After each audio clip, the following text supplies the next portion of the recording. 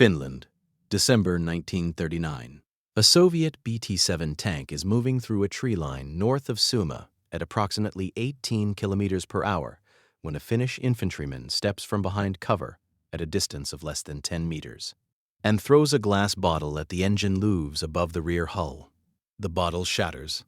The fuel inside ignites on contact with the hot exhaust manifold. The engine compartment reaches ignition temperature in approximately 4 seconds. The crew of 3 has between 8 and 12 seconds to exit the vehicle before the interior temperature renders evacuation physically impossible. 2 of them do not exist.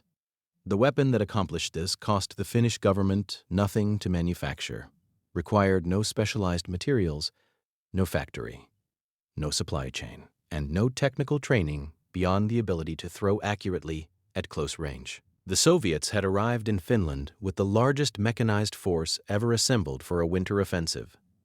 The Finns had responded, in part, with bottles. The problem facing Finnish defensive forces in the Winter War of 1939–40 was a problem of arithmetic. The Soviet Union committed an initial invasion force of approximately 450,000 troops, supported by 6,000 tanks and over 3,000 aircraft, against a Finnish army of roughly 300,000 men, with fewer than 30 tanks and fewer than 130 combat aircraft.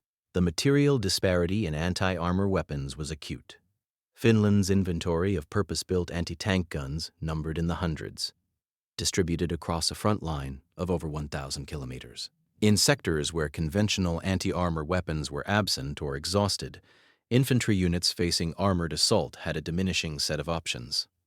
Grenades could disable tracks. Explosive charges required proximity that was frequently fatal to the operator.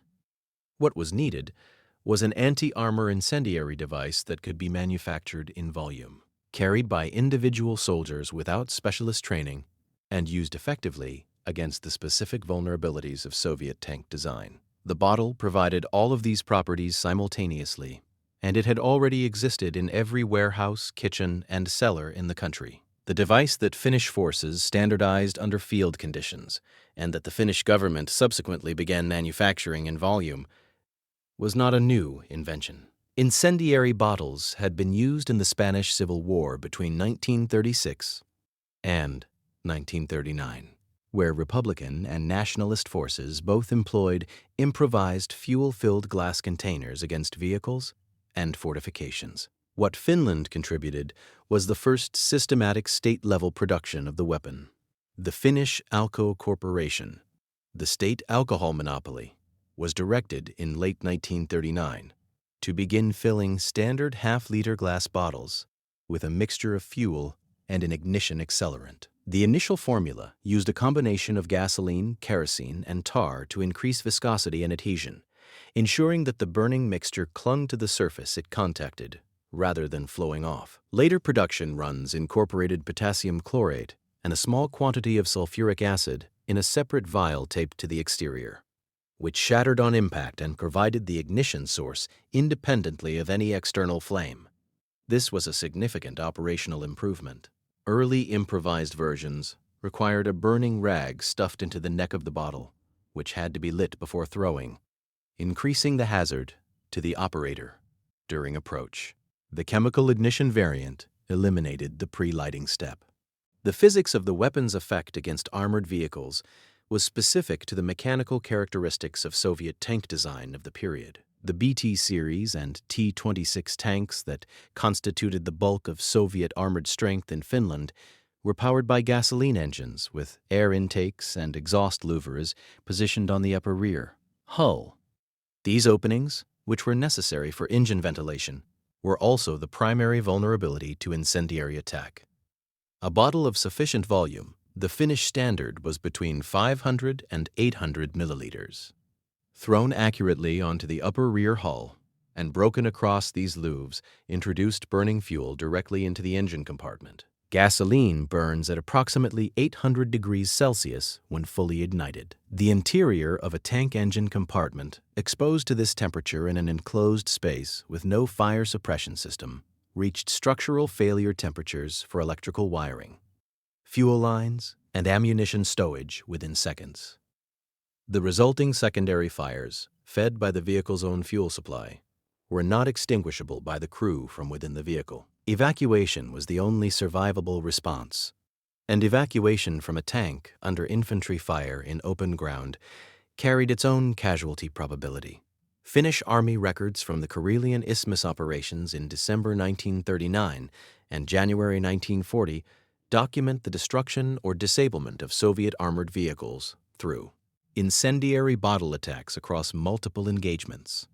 At the Battle of Suma, Finnish infantry units, armed primarily with incendiary bottles and Lahti anti-tank rifles, held prepared defensive positions against Soviet armored assault for weeks, destroying and disabling an estimated number of vehicles that Soviet after-action reports, declassified decades later, placed in the hundreds across the entire Isthmus front. The 44th Soviet Rifle Division encircled and destroyed at Suomussalmi in January 1940 in an engagement fought primarily in forested terrain, unsuitable for armored maneuver, lost a substantial portion of its vehicle inventory to incendiary attack by Finnish ski infantry, who approached under cover of the tree line to within throwing range.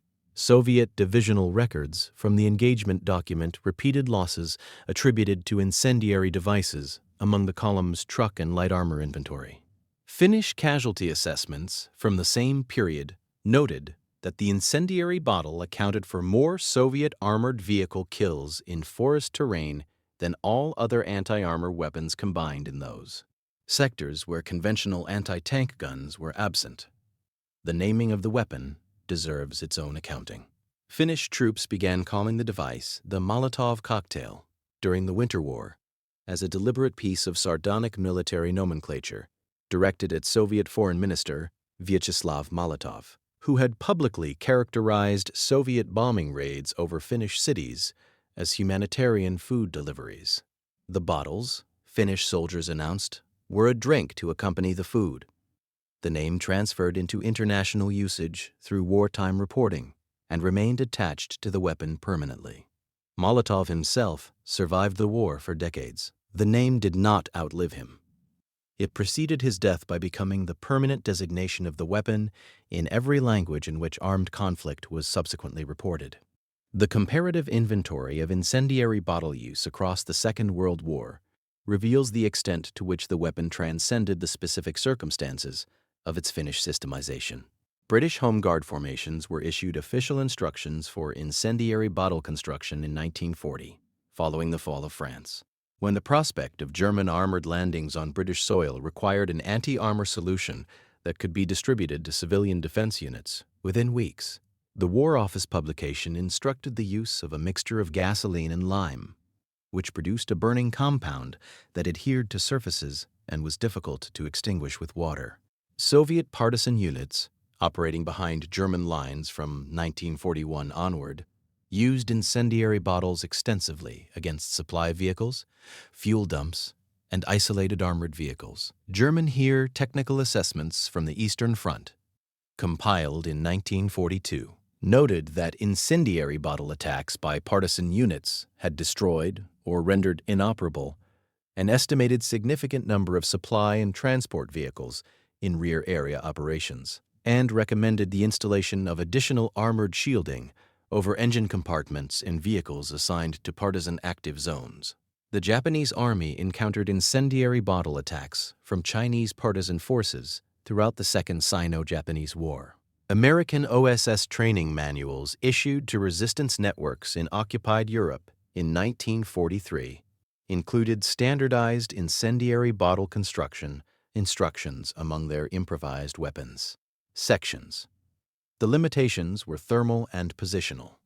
A bottle that failed to break on impact, a failure rate estimated at between 5 and 12% depending on surface hardness and throw angle, delivered no effect and left the operator exposed in proximity to the target. An armored vehicle with closed hatches and sealed engine vents, which later Soviet and German designs increasingly incorporated following the Winter War, was substantially more resistant to incendiary bottle attack than the unmodified 1939-era Soviet inventory. The weapon's effective range was a function of human throwing capability, typically between 10 and 25 meters for an accurate throw under field conditions, which placed the operator within the engagement envelope of the target vehicle's secondary armament for the entire duration of the approach.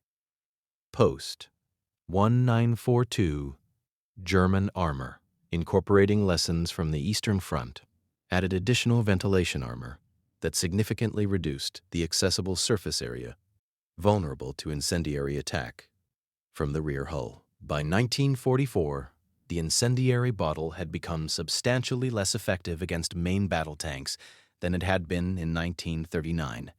It remained effective against everything else. The Finnish government produced approximately 450,000 incendiary bottles during the Winter War, a conflict that lasted 105 days. The Soviet Union lost between 1,200 and 3,500 tanks to all causes during the same period. Depending on the classification standard applied to vehicles damaged versus destroyed, the proportion attributable specifically to the incendiary bottle attack was never separately recorded by either side. The bottle left nothing behind that could be counted.